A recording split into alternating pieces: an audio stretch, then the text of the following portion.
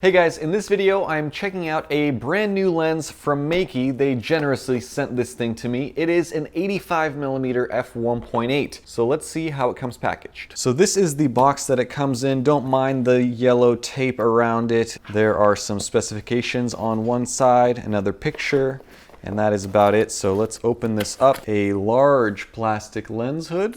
The lens itself, which I'll put to the side, microfiber material pouch, a cleaning cloth, a warranty card, and that is it. And here is the lens itself. It is very lightweight and very different. Not something that I'm used to from Meike. Lens cap that is plastic, Meike branded, huge front lens element. Around the back, you have another plastic lens cap. There is that full frame cutout. And you have electronic connections and a little mini USB or micro USB connection, because I believe the aperture is electronically controlled on this lens. There is only one ring here, and that is the focus ring, no aperture control. So the focus ring is a little loose on there, which is a bit disappointing. You can hear that. So unfortunately, it looks like it's plastic and it's kind of just not assembled precisely. But as you rotate it, it is nice and smooth. The unfortunate part is as you use this lens, you hear that clicky clack. Around the front, let's see, manual focus lens, 85mm 1.8, 3 feet minimum focusing distance, 67mm filter thread, and Meike logo right there. So excited to put this on the camera and see what sort of images we get with it. And it is going to be pretty interesting. Oh, there's a little bit of branding there kind of on the side, Meike. I don't know if you could see that, but it's very lightweight. Feels like it's made from a lot of plastic, unfortunately. I don't think that this is metal, but it might be. It also might be plastic. So let's put it on the camera and go from there. And here is the lens mounted on my A6000. You can see just how large it is on this body. And if you use the included lens hood, it makes it even larger. So that is what the whole setup looks like with the hood included. Now, because of the size, you might imagine that this is a heavy lens, or it looks like a heavy lens, but in fact, it only weighs about 392 grams. So it's pretty lightweight for a large aperture 85mm lens like this. It matches the A6300 and on a little bit better than the A6000, just because the A6000 has kind of the glossy look. But it looks very good on the camera, and because of the lighter weight, it doesn't make this setup too front heavy at all. So let's take a look at some sample photos and a few videos using this lens on my new A6400. Here we go.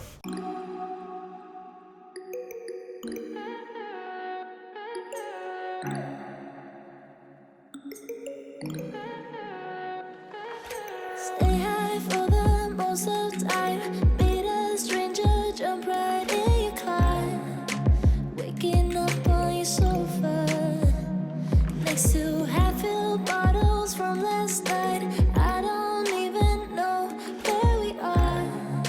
I'm naked and I don't know you. But if you wanna go sometime, if you wanna leave this town, baby, I'm lost, I'm fading now. Baby, I'm lost, I'm fading now. Tell me if you wanna go sometime. Yeah, we could be alone tonight. Baby, I'm lost, I'm fading now. Baby, I'm lost, I'm fading now.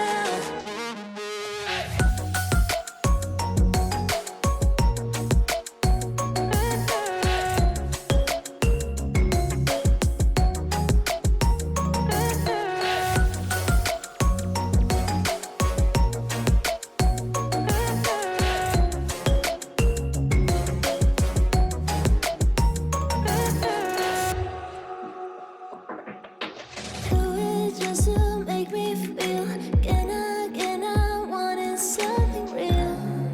So just escape for a moment, trying everything to make me heal. You and I thought we had a deal. If I have you, I'm not lonely. But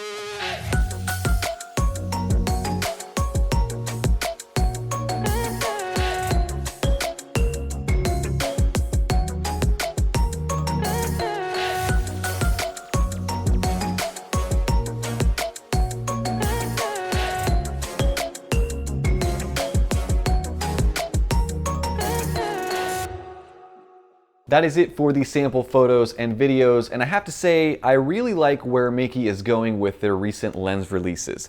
This is a very unique, very different feeling lens in that when you start to use this lens, it behaves kind of like a Sony lens would if you set it to manual focus. So as soon as I turn the focus ring on this lens, it automatically zooms in. It also shows me at the very bottom of the screen at what distance I am focusing. So it'll show me, right now I'm at 5 meters.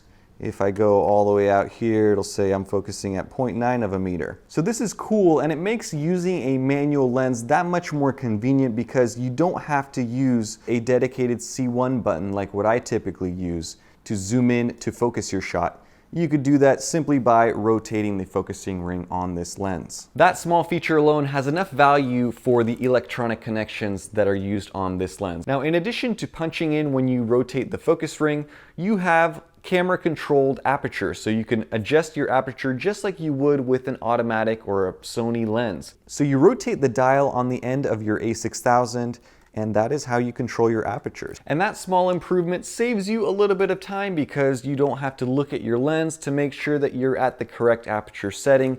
You can just look at the back of your screen or your viewfinder, and you can also switch between shooting at one particular aperture to another while your eye is in the viewfinders. Now, I used this lens over the course of about 3 or 4 days, and I didn't have any issues whatsoever with the aperture control. I cannot say that about all of these semi-automatic manual lenses because I did have issues with a Viltrox lens controlling its aperture. It would glitch out.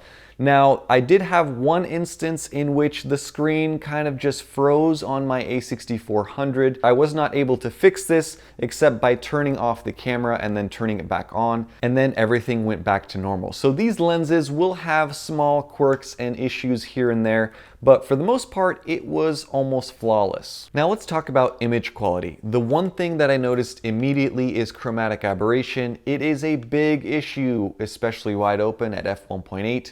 It gets a little bit better when you stop it down, but even at f2, f2.5, it was only at about f2.8 where I saw noticeable improvement in chromatic aberration. So there was a whole lot of it in video and a whole lot in my photos. It was a little bit more than what I'm used to with an 85mm lens. The Sony 85 definitely had noticeably less chromatic aberration. As far as flaring, that was very well controlled with this lens, but I did use the included lens hood throughout my entire shoot, so that probably contributed a lot to it. Without the lens hood, I imagine you will get a whole lot of flaring. So if you're shooting outside with sunlight, use a lens hood. The colors with this lens are nice and vibrant. You guys saw my sample photos. None of those images are post-process edited at all. I didn't use any picture profiles, just straight out of the camera. Those are all JPEGs as well. The colors in the majority of the shots looked very good.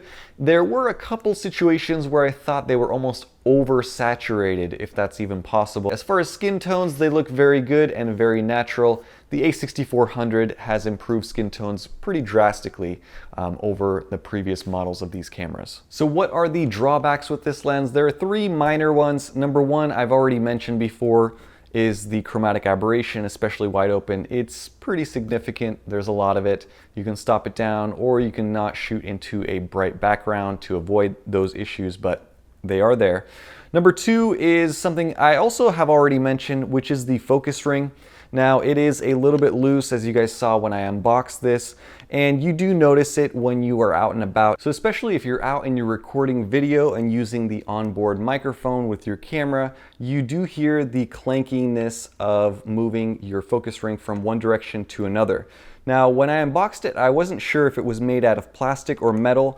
After inspecting it more closely, it is a metal focus ring, but because the majority of the lens, or the body of the lens, is plastic, it's kind of a metal on plastic, the tolerances are just not quite tight enough for it to be smooth and quiet in operation. So definitely something that they should improve in a subsequent upgrade to this lens. In addition to that, even after only about 4 days of use, I have noticed that some of the paint is coming off. I don't know if you could see that little bit of silver on the edge here, but The paint is definitely coming up. I imagine that after using this lens for a month or two, you'll probably start to see a lot of silver coming through the paint on this metal ring. And the last small issue is something that plagues every manual focus lens out there. Now, when you adjust your focus with the focus ring, it punches in, you're zoomed into your subject, you're checking your focus.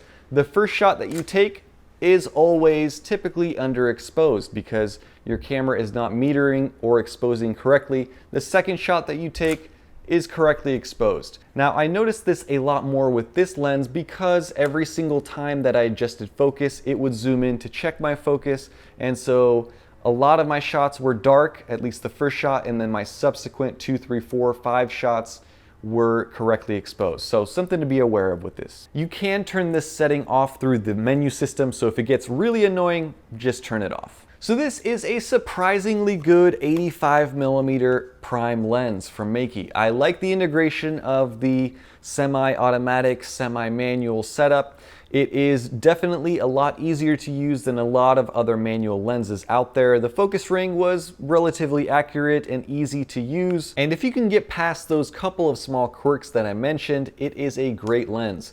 Now, I don't know how much it costs yet because I have not been able to find it on Amazon or B&H. So I'm checking with Meike as far as a price point. I think it's gonna come in at about $189, but I will post an updated link to Amazon down below once I get the updated link from them. At $189, less than $200, there are not a whole lot of other 85mm lenses out there. Rokinon has one that's about $250, and then you can obviously step up to the Sony 85 f1.8, which is definitely better than this lens, but it will cost you $550. So is this lens better than the Rokinon 85 1.8? I don't think so. I think the Rokinon still has a slight advantage, but if you are on a tighter budget, you want to spend $60, $70 less, and you still want a great 85mm lens, and one that has a little bit of automatic integration with your camera body, which the Rokinon does not have, definitely check this thing out. As I mentioned before, I'll update links down below as soon as I can get them from Meike. In fact, what I'll do is I'll just give you guys 3 links, good, better, and best. That way you guys can shop according to what your budget is for a great 85mm lens. So that is it for my review of this. Hope you guys enjoyed it and learned something. Let me know down in the comments what you guys think of this lens. As always, thank you guys for watching. Thanks for all of your likes, comments, and support. Stay tuned for more. Subscribe if you have not yet subscribed to this channel, and I will see you guys in the next video. Thanks. Bye-bye.